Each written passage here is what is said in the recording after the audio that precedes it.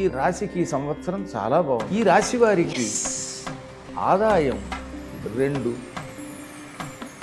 వ్యయం 14.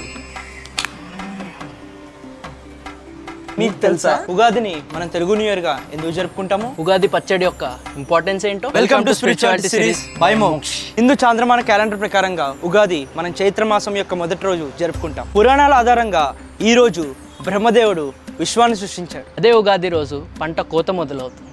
కొత్త ఆశలు, కొత్త ప్రయాణాలు ప్రారంభం అవుతాయి. కానీ ఉగాది యొక్క నిజమైన అర్థం ఉగాది పచ్చడి. ఉగాది పచ్చడిలో 6 రుచులు ఉంటాయి, అంటే 6.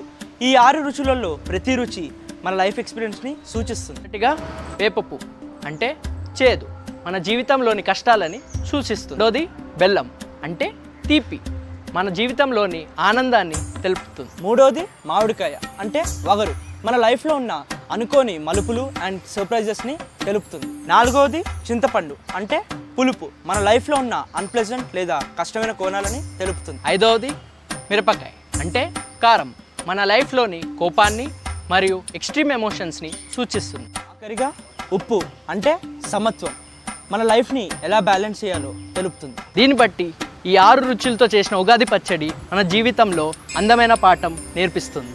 ఫైనల్లీ లైఫ్లో ఏం జరిగినప్పటికీ మనం దాన్ని ఆనందంగా స్వీకరించాలి.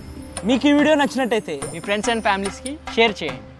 మీ అందరికీ శ్రీ విశ్వవాసనామ సంవత్సర ఉగాది శుభాకాంక్షలు.